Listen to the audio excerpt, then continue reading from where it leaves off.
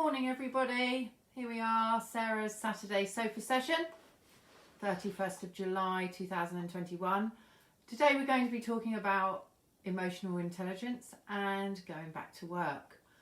Now we'll talk firstly about going back to work. We've all been very much in isolation in the last 18 months really, and we're all very keen, or some of us, to go back to the workplace. But what's happened? What's happened to all of us in the last 18 months is that the isolation has grown to be our friend, and we've got used to being on our own and doing things virtually, and the silence and the delightful freedom of working from home. And now that's likely to change, but not for all of us, but for some of us. And that's not just with work, but it could be exercise, where people have done lots of things online and now they feel a slight pressure to go back into a gym or a studio to do their fitness. And this is where emotional intelligence plays a massive part in all of our lives, whether we're aware of it or whether we're not. And people with higher emotional intelligence will be far more aware of what's going on. So we're going to look at emotional intelligence. Where did it come from? Where was it? Who did it? What was it all about? Well, when I was back in university studying for a commissioning degree, the very first thing that we had to do was what we call a Myers-Briggs Profiling, which I've actually got here, back from 2009, quite a long time ago. And Myers-Briggs were a lady and her daughter that got together, and they were talking about mindset, about emotion, about intelligence behind emotion. And they put this questionnaire together, which is supposed to relate back to you.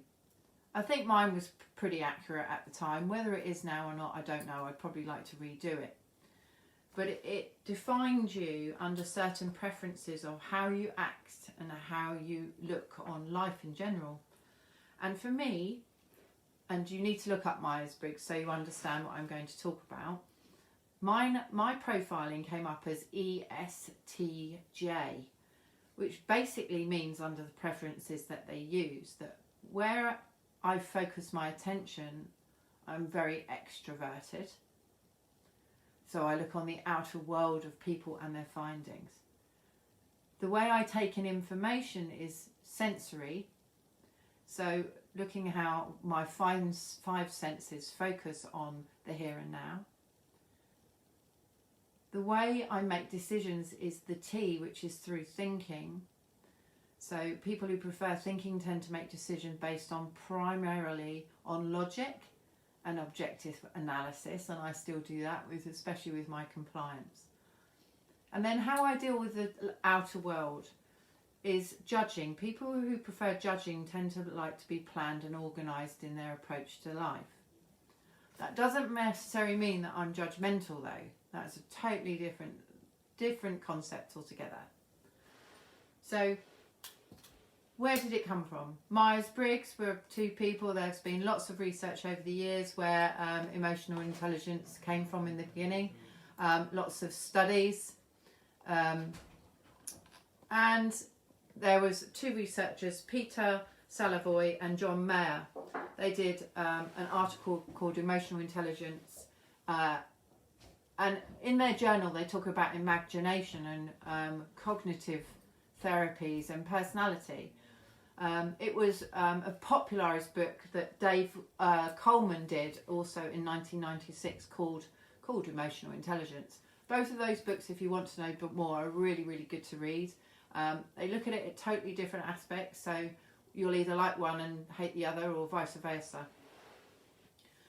So emotional intelligence, and why is it so important to us? Well, it's actually a scientific fact that emotions precede thought. So you have to feel something before you take an action. When emotions run high, they change the way our brains function. So they diminish our cognitive abilities, like decision-making powers and even interpersonal skills. Understanding and managing our emotions and the emotions of others helps us to be more successful in both our personal and professional lives. On a professional level, emotional intelligence helps us have more comfortable conversations without having our feelings hurt. I would say that's being open-minded, but not necessarily. Managing our emotions when we're stressed and feeling overwhelmed. Improving relationships with the people we care about at work. Emotional intelligence can help. They can help with conflict resolution. They can help with motivating and coaching others. And it creates a culture of collaboration, which, if you looked at my podcast last week, we talked about connections and collaboration. Not calibration, I keep saying that.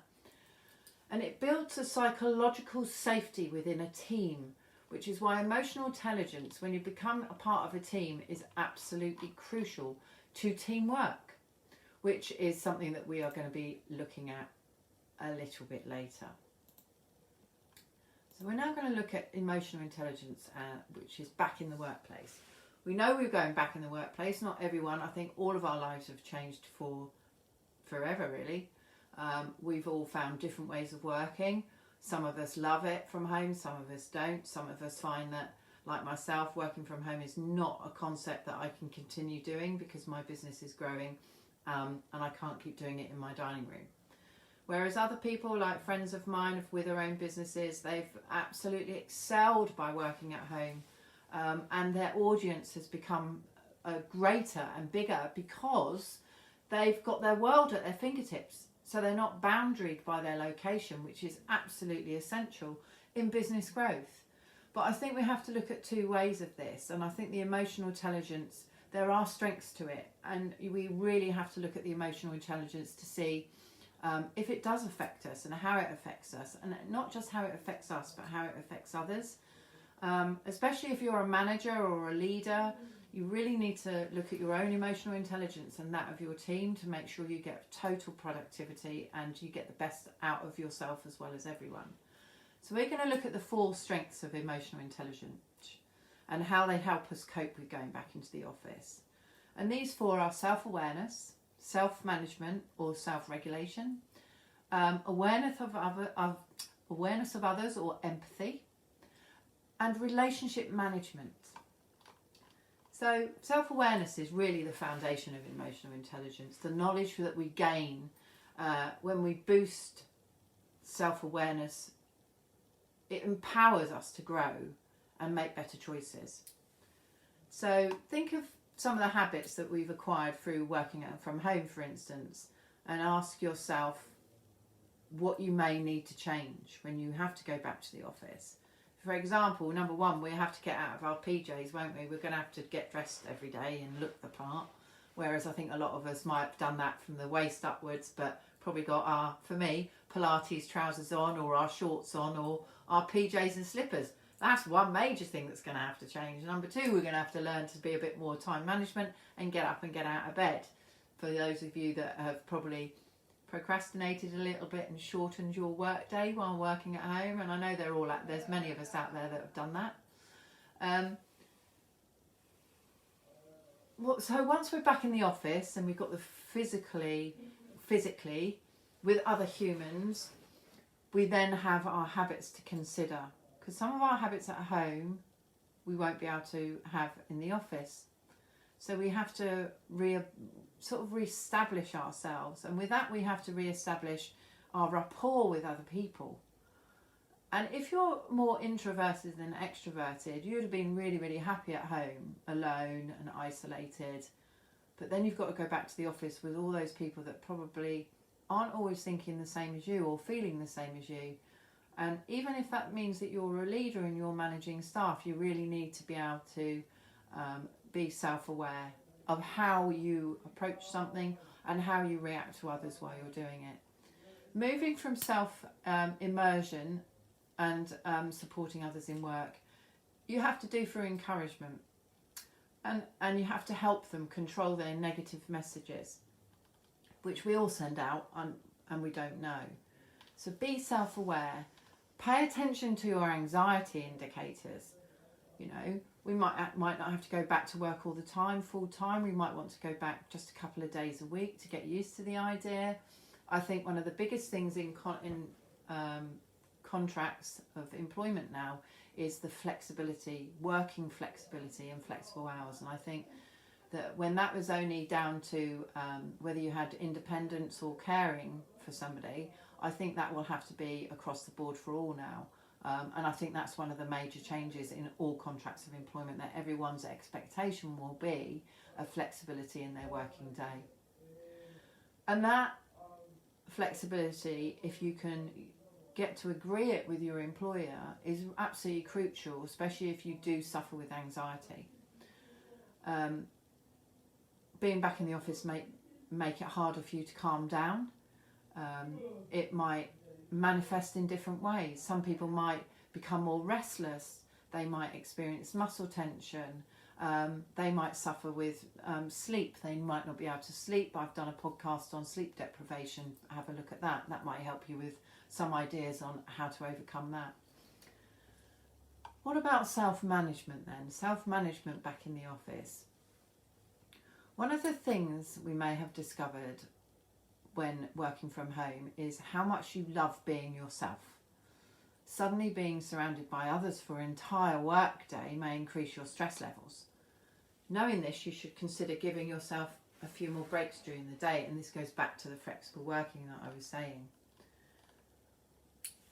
Shift work. Your hours to work later when most people have left the office, that might come back into play. You might have the luxury of closing the doors on other parts of your day. When we're at home, we just close the door. Now we're back in the office, you might not have that luxury. So you have to decide for yourself and work it out with your team how you're going to manage that. Write an annoyance list. All the things that you know annoy you, and see if you can address other ways of getting through those annoyances, or working with your team and others to help you through that. Otherwise, your stress levels are going to go up again. So think about all those things that bother you so that you can prime yourself up for the day. And always be graceful when you leave. Don't lose the tranquility and the stiffness that you had when you worked from home, but allow circumstances, and don't allow circumstances at work drain your energy. So it can't just be we're working at home, now we're going back to the office. I think this is going to have to be a gradual process.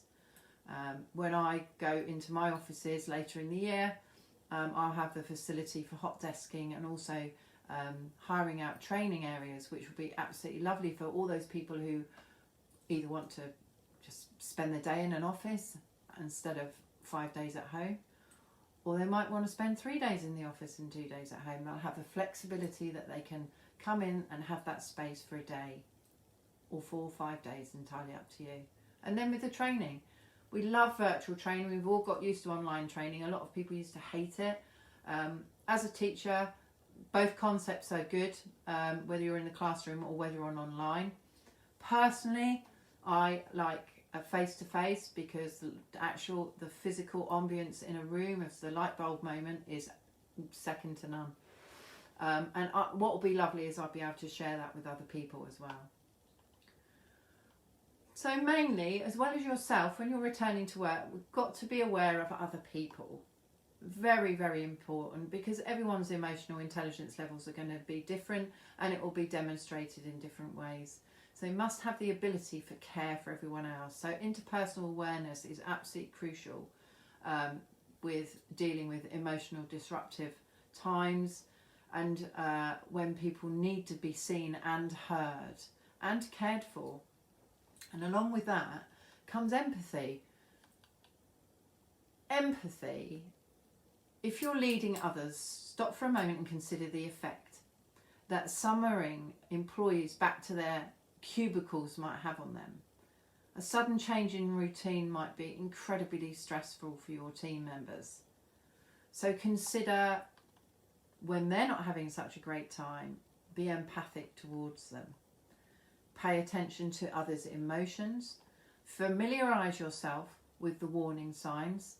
I would say do a back to work interview. Ask them how they want their day to be, and I think that flexibility is absolutely key to a successful team and a successful business, because without your staff, you're pretty alone in business and probably won't even be successful. Relationship management, that's what it's about. It's about building a relationship with your team when you go back to work. It's the heart of emotional intelligence. It's easy to neglect the aspects of working day when we're in times of crisis.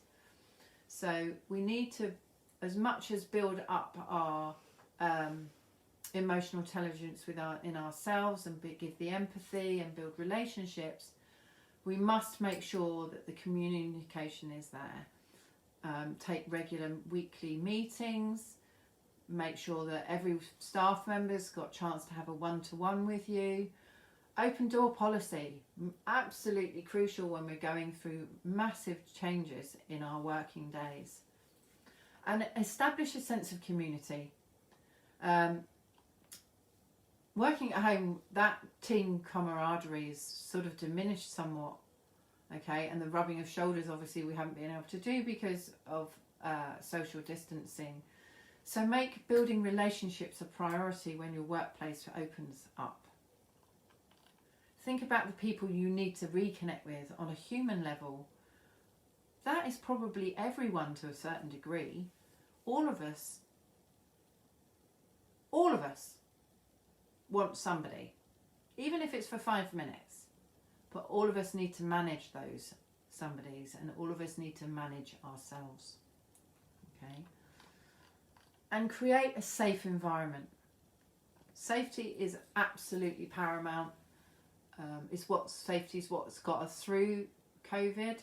It's what we're doing, managing through COVID, and we're going to have to continually manage our lives with or without COVID, because we can all be rest assured in a few more years' time, if it's not COVID, something else will come along, because that's life. So we have to learn to manage ourselves and others.